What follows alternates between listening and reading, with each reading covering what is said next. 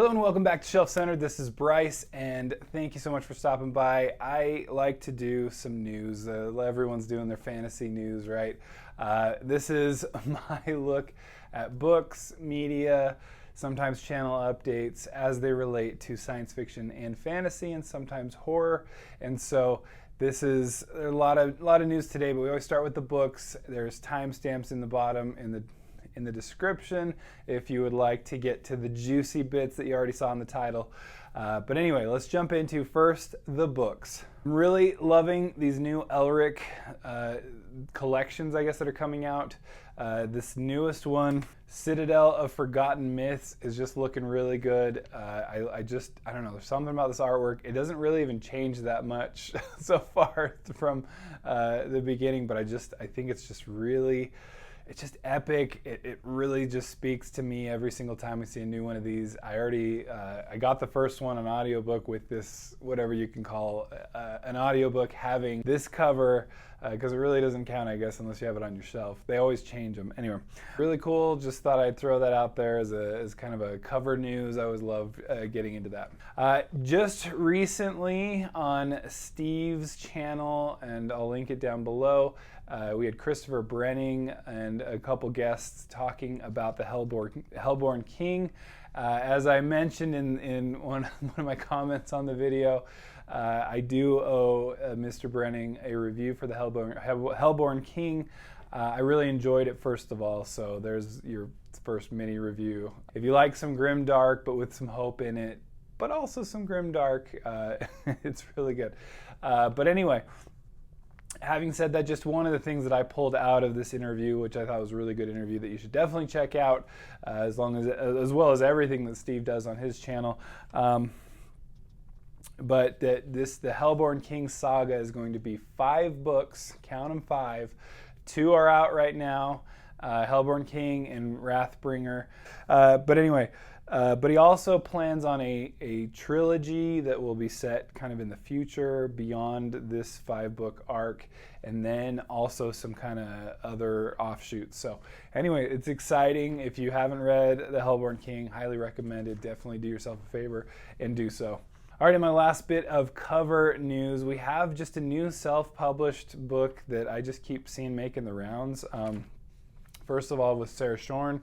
I think she's the editor of the book, but we have the Crew by Sadir S. Samir, and I've been told the byline on it is Kings of the Wild meets Deadpool, which are 2 great things. So if you haven't read Kings of the Wild, that's excellently done.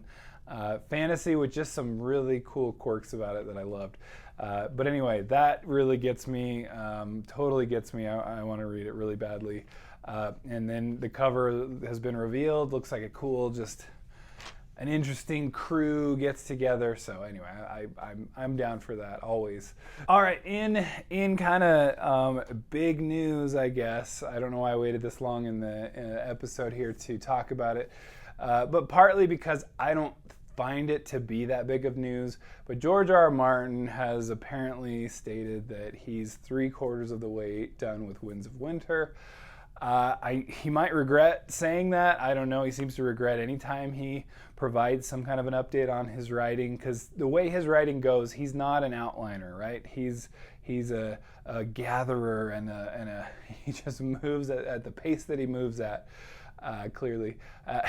And so, and which is why you had just a couple years back when he was working on a Dance with Dragons, he had this Myronese knot issue. So inevitably, here's the problem with publishing an ongoing series, is that, I mean, unless you really have things down in a great outline, which we know is not true here, you can end up, if you've published the books, there's no way to go back to them and foreshadow things if you've changed ideas or find something that maybe works better.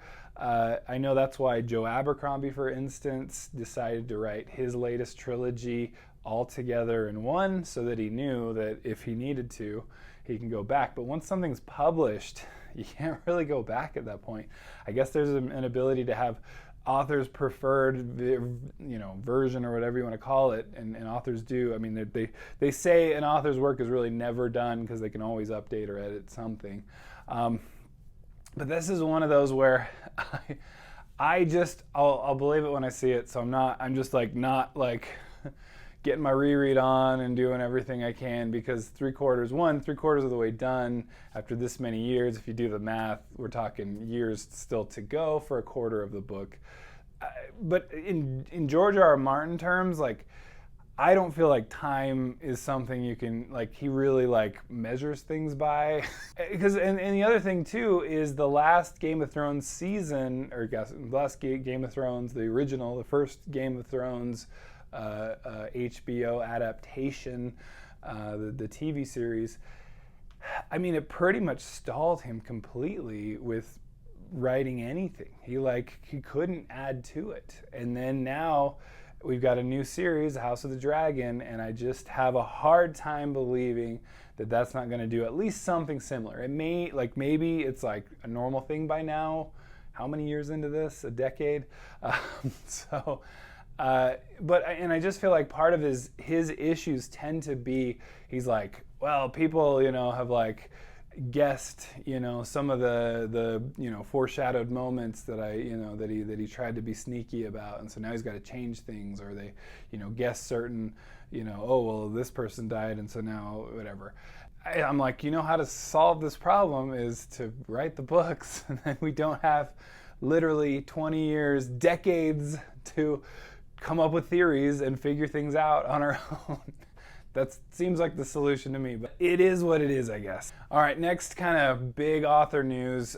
Brandon Sanderson has announced, and I thought Matt's Book Reviews did a good video on this and brought up some issues that I found that I have too.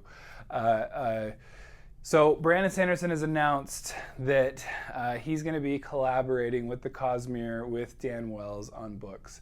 And I get it mostly from like a financial position or a financial point. You want to do the James Patterson, like slap your name on anything that another author writes, might as well, right? Like, isn't that the dream of anyone in like a law practice, is you get a bunch of associates on and they do all the real work and you get a benefit from it, right? Because your name is on the sign outside. Anyway, it's hard not to feel like that a little bit. I feel like people come to Sanderson for his world, his story, and I guess, he's the one still in charge, obviously, but at the same time, I don't read many James Patterson books, really. I think I've read a couple in my life, but it is a turnoff, to say the least, knowing that he's just slapping his name on a bunch of books these days. And I swear, like, the problem is, I feel like people aren't very open about, well, what degree are you? I mean, did you literally come up with the title and then you get to slap your name on it, or you like took some notes? Like, are you the editor? Do we just put editors' names on books, which we probably should, let's be honest. But I'm just saying it's hard for me going in as a fan to go, I mean, I come to Sanderson books for Sanderson, not someone else. Now, having said that, and I was already first kind of worried and concerned videos ago, I don't even know when I pointed this out, but when he started doing the collaborations on the Star site, the science fiction novels that he wrote, he's doing the collaborations for kind of like side project books. Just concerning to me, right? And it's one of those that I feel like if your name's on a book, I want it to be you, and if I don't know how much is you, I just start second guessing things. And I get it. The Cosmere is huge. It's like crazy, but I just feel like there's other ways to do it. Like, I don't know, the Black Library kind of comes to mind, where it's like other authors like will write in it, but then their name's on the book, right? And it's like, so I know that they did that, but then Sanderson's name is on his books that he does. Having said all that, and I already said having said all that, Dan Wells, I actually am a fan. I like his books. I am not a serial killer, really good. Really just highly entertaining. I read a couple of his books. I do consider myself a fan. Someone was pointing out that Dan Wells is actually good at the stuff that Sanderson does, even though he's not really known for being a fantasy author. And I would have to agree. He does mystery, thriller, and horror elements very well. I love, one of my favorite things is some horror elements mixed with your fantasy. So I hope to see, honestly, stuff like that. At the same time, I'm going, I hate this. Ugh. So I'm all over the place, but mostly I do kind of take a negative stance. I get it that this probably means more books and all that stuff, but I already can't keep up with what is out there. So that's not my problem. Other people, I'm sure, he is trying to keep up with the people that he spends a year writing a book and they're like, all right, done, like the day that it's out. So I get that. That will happen. But there is always rereading. Anyway, lots of different opinions on that, I'm sure. And please let me know yours, because I am curious. I would love to hear, maybe I have it all wrong. I am happy to be wrong. But that's my initial gut reaction. All right, finally, in media, we got through the books. The media announcement, I thought there was some interesting developments here with The Witcher. I know I already just put up my 10 overrated fantasy book series, and I put The Witcher on it. I just had a hard time with it. Kind of big news, Henry Cavill, which, let's be honest, wouldn't we just want him in everything? He makes everything better, right? But he's no longer going to be The Witcher after season 3. It's going to be Liam Hemsworth, the forgotten Hemsworth, maybe, who I think he did fine in the Hunger Games, but I didn't think it was anything to write home about. Also, I don't think his character was given a whole lot either. So I'll be honest, I'm not a huge Liam Hemsworth guy. I just haven't seen a lot of his stuff, so I don't know how he's going to be. I'm sure it's fine. What I have seen is pretty much Hunger Games, and he did the thing that he was supposed to do, I think.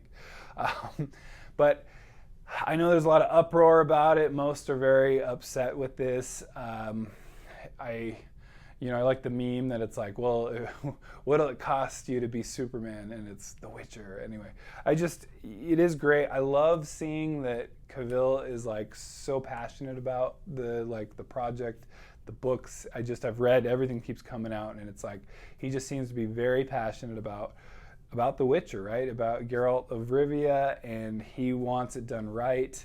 It seems like he's clashed with the writers, with the showrunner, and is just kind of not a big fan of kind of getting second fiddle, which could be his own ego thing. Could be. It could be that he's really just frustrated that he really wants this to be book adaptations, and it seems like the showrunners are going, we're not really doing that. As someone who wasn't a huge fan of the book that I read, I'm not against going off the books, but at the same time, I do think an adaptation should be true to the books. There's a reason the book was popular, and that you're even doing the adaptation. Why wouldn't you follow it? It just seems to make sense. Overall, generally, I prefer book adaptations to follow essentially as much as they can, which there's not going to be always possible, but follow the books as much as you can. But anyway, and then in also kind of, so Witcher news, that's for season 4, which isn't going to be, we're not talking until 2024. Looks like, yeah, season 3 isn't even till next year, summer 2023, and apparently there's going to be a spin-off starting later this year in December 2022. So that's the news that I have as I see it. What are your thoughts on it? Are you upset about the Witcher thing? Are you a diehard Henry Cavill? I think he's a great guy. Seems like I really appreciate someone trying to push for the books, and that's what makes me really get on his side. All that stuff about him kind of being a nerd and also being this famous actor also gets me on his side. I just love that about him, that apparently the story where he almost missed an audition because he was playing World of Warcraft isn't quite true. He clarifies it somewhere that he was playing World of Warcraft when he got a call about getting a part.